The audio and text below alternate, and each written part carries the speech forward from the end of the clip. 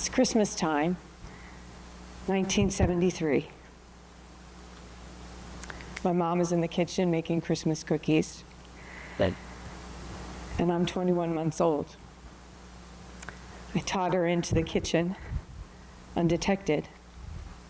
From the table, I grab a container of green sugar.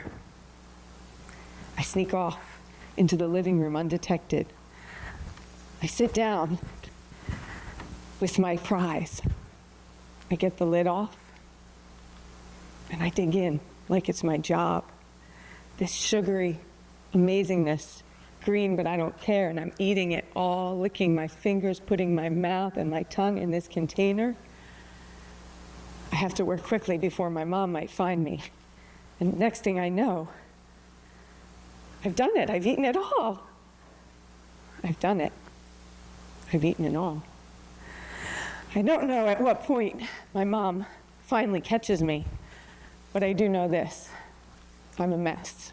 I'm a mess physically from all this green stickiness I have on me, but I'm a mess emotionally because this is my first binge and my first sugar high.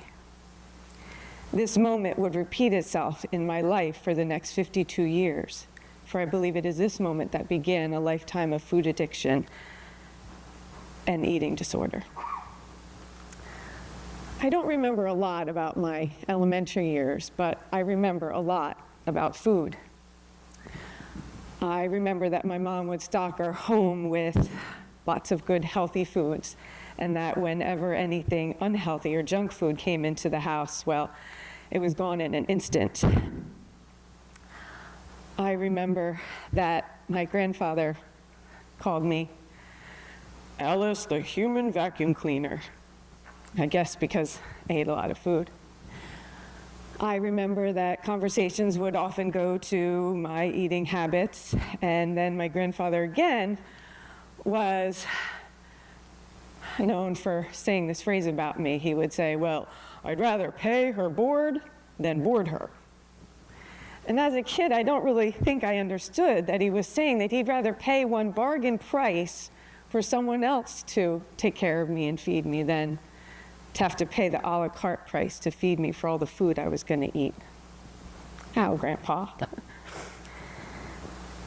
By the time I got to middle school, I was a chubby, round-faced little girl with a turned-up nose, reminiscent of a pig, and well, this was perfect fodder for bullies. And I had one, two actually, when a friend wanted to join in. They would somehow find me in the hallway or on the soccer field and at me, or oink oink, or put their finger to their nose. I tried to ignore it as best as I could, and then I went home. And I ate whatever food I could get my mouth on to comfort me. And I took a bandana, and I tied it around my head so it would smush my nose out of that sheep. It kind of helped a little, I think. This is when I wanted society and humanity to become blind, because I didn't want to be judged by how I looked.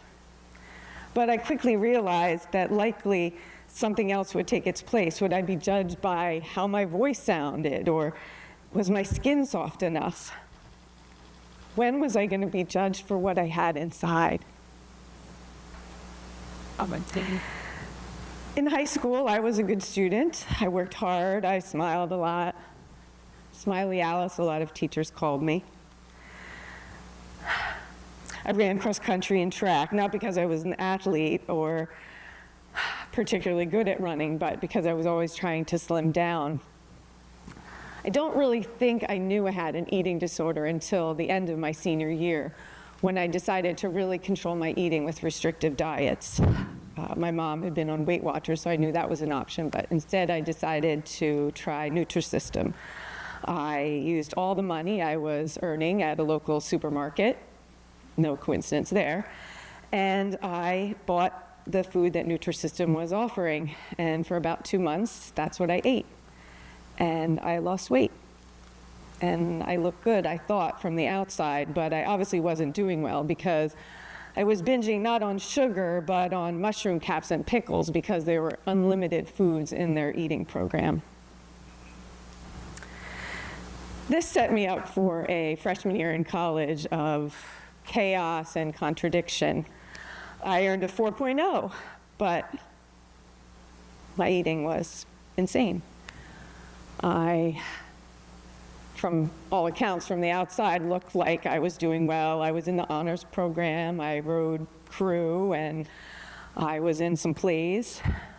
But I had really one thing on my mind, and it was food. How I was going to get it, how I was going to ingest it, and how I was going to get it out of my body. My roommate, my freshman year, poor thing, she would get monthly care packages from her dad, cookies, oatmeal, and chocolate chip. Let's just say I don't think she got many of them. Sorry, Emily. And the dining hall, well, it's all you can eat, you know. They probably wanted to close the doors when they saw me coming, but for all the trays I would take filled with food, some for then, some for later, put in my backpack. Human vacuum cleaner. Rather pay my board than board me. You were right, Grandpa.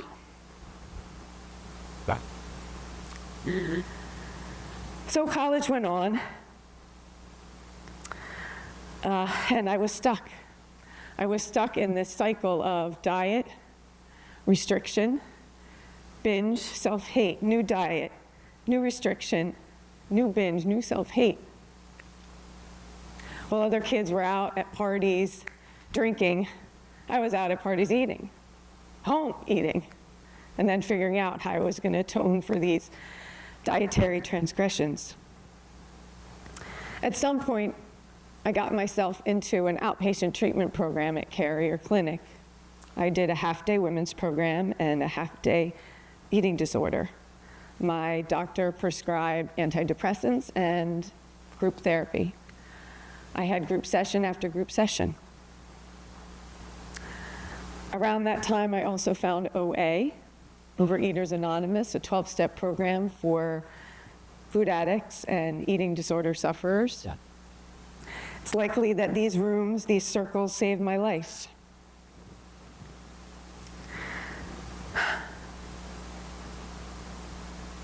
I spent years trying to forgive myself. The serenity prayer, let go and let God, are still in my mantra every day in my meditation times. I spent my junior year in France honing my French language skills and my eating disorder. I would attend OA meetings where and when I could, and I even sought the help of a French eating disorder specialist. But perhaps the best therapy, well, there was the approach of French culture and how they look at food. It was the opposite of my mindless shoveling. It was instead an appreciation, a savor and a flavor and a moment. And even sugar and fat were okay in small portions. So life went on. I was still obsessed. I read self-help book after self-help book, trying in all ways to let this obsession go. I graduated from college. I went on to do my student teaching after college, actually. I landed my first teaching job as a maternity leave replacement, and then in 1995, I came to Shore Regional, where I've taught for the past 29 years. 22 years ago, I met an incredible man who would become my husband, and we have 3 amazing daughters. By all accounts, my life is wonderful, and it is. But my sadness and my shame, my silent shame, stay in all of these moments that I've lost, special moments in life, to this obsession for body image and for food.